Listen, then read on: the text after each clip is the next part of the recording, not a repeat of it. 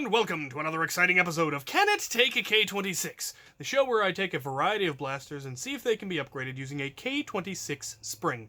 I am your host, Captain Xavier, and today we're going to be looking at some more vintage blasters that were sent to me by a fan, and I think I've had them longer than I was supposed to, so I'm going to need to get them finished and sent back. So, hopefully these are the right two. If not, let me know.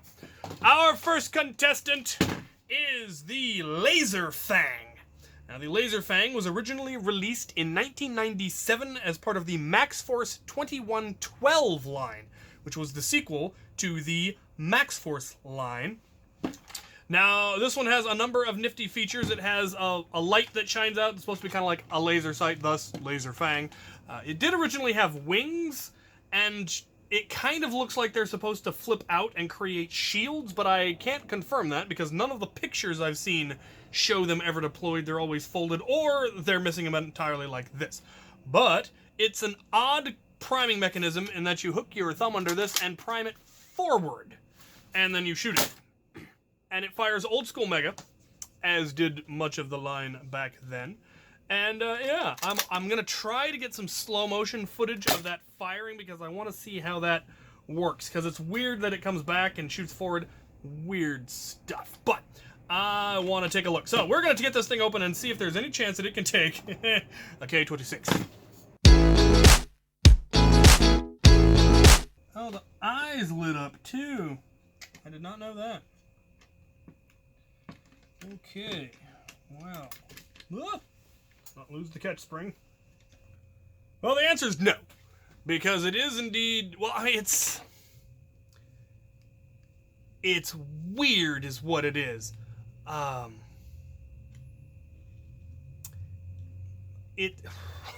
Arguably, it's direct plunger, but kind of not. Normally in reverse plunger, it would be this part that moves forward, where it's the plunger tube moving down around the plunger. So I guess it is reverse plunger, except this isn't moving, the plunger rod is. That is just fascinating and strange. It's actually a fairly stout spring. You could probably, almost certainly upgrade it if you could find one that was the right size, which I probably honestly could. How is that on there?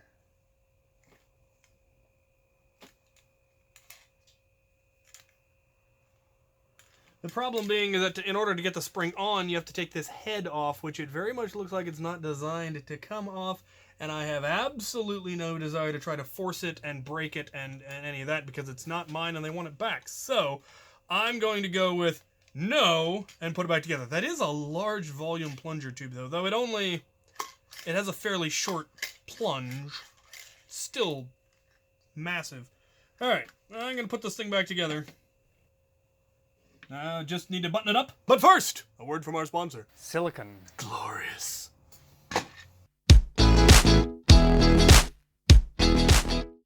Alright, make sure it still works. It does. Alright, I'm going to try to get that slow motion footage because I want to see it myself.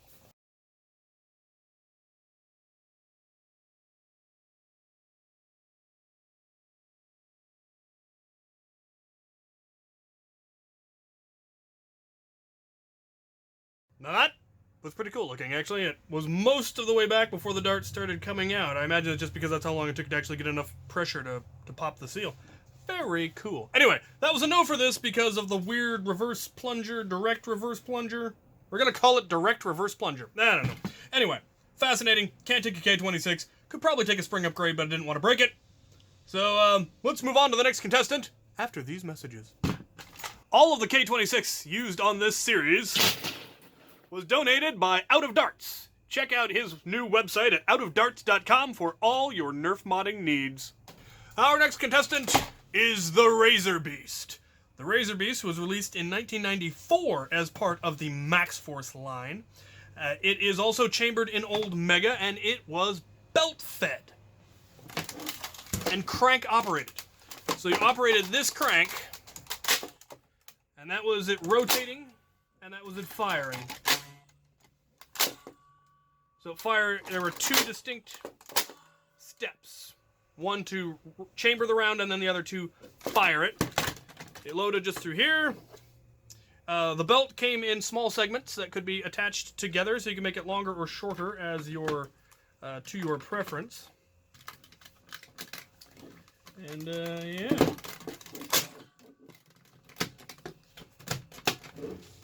Now we're gonna give it a test. We're gonna try anyway.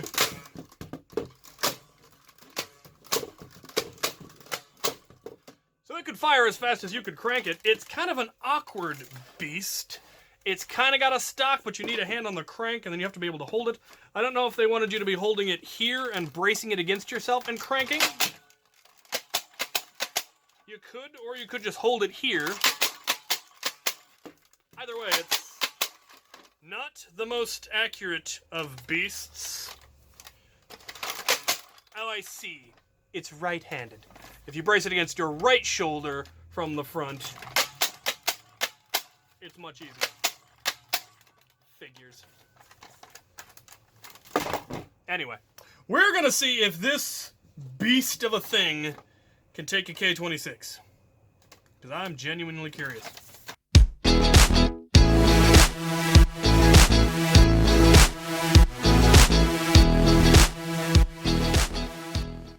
This is another blaster, the internals of which are unlike anything I have ever seen before. So when you crank it, first, it moves both the plunger tube and this weird looking plunger rod thing back, which both disengages the plunger tube from the back of the belt and rotates the belt. And then once the rotation gets to a certain point, this catch releases, which allows the plunger tube to re-engage with the back of the belt, thus creating your seal. And then finally the whole assembly is released and it fires forward. So this thing here that looks like a plunger rod, it's got padding and everything, is where the spring is, but it's not, the spring does not go in. So it is direct plunger, but it's indirectly direct plunger, which is strange. However, this does seem to be directly, fairly, it all seems very stout. And I think K26 might fit. There is no actual catch. It just, once it gets to a certain point, it releases. But it's looking like it's getting full compression on that spring, which has about the same frequency as K26, but isn't as thick. So it's gonna be a tough call whether it will take K26 or not. The plunger head spring is not designed to come off easily. And like the previous one, I really don't want to break it. So if you ever have a plunger rod that you cannot get the spring off of, you can just bend it until it comes off, or use a pair of pliers to unhook the very tip of it and then just rotate it off. This is not particularly good for the spring, so I don't recommend doing it on a spring you want to keep, but it will allow you to get springs off. It can, however, do some minor damage, scrapes mostly, to your plunger rod as well, so not something you want to do lightly. Now, how much K26 will this thing take? One coil more than that. How irritating. Alright, so we have about 1, 2, 3, 4, 5, 6, 7, 8, 9, 10, 11 coils. And it's got the least amount of pre-compression we can manage, which is good because we need as little as possible. Alright, let's try to put this thing back together. But first, a word from our sponsor. Munchkin. So moving.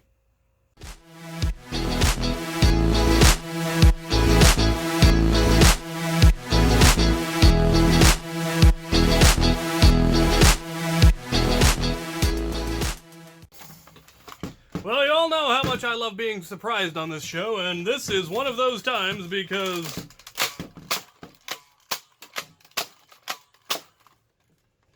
the Razorbeast can, in fact, take a K26, and it does appear to be an improvement. It was firing absolutely pitifully before, and now definitely seems to have a lot more force.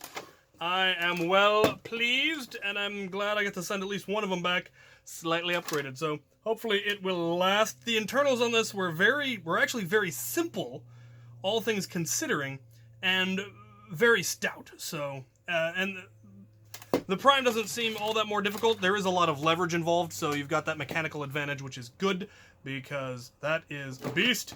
The downside is trying to get enough old school mega to actually fill this thing, because it holds like 30 rounds, and anybody who's got 30 old school mega, that's tough stuff. But that's a yes. Let's recap. Alright, for those of you just tuning in or who just skipped to the end to see the results, that was a no for the Laser Fang. It's a weird direct reverse plunger thing, and there just was no way to get the spring off, and K26 wouldn't fit on it. Anyways, but that was a yes for the Razorbeast, which honestly kind of surprised me because it also had a very strange indirect direct prime mechanism in there. But it would take a K26, and the internals are very robust. Most of the internals back then were fairly stout, and yeah, it can. So that's pretty neat. These old vintage ones are, you never know. Some of the ones that I was sure wouldn't can, and some of the ones that I was sure would can't. It's good stuff. So this will be getting shipped back to whoever sent it to me. If you know who you are, please email me again to remind me, because I'm not sure I think I still have the box that these came in, so I should be able to find the mailing address, but when I tape over them, sometimes they get destroyed, so email me. Anyway, there you have it. If you have any requests, suggestions, ideas for blasters that I should do, I am going to be doing some of the newer ones probably in the next episode, so stay tuned for that. I finally got my hands on a couple of them, so that should be fun. There's also some brand new ones that I didn't even know existed that are coming out soon. I got my hands on one of them, and there's another one that I still need to get, and I do still have some vintage blasters that I've been sent that I haven't gotten around to, and some off-brand dollar store things that I've been sent. Those ones, we also never know what we're going to get with those, so stay tuned for that.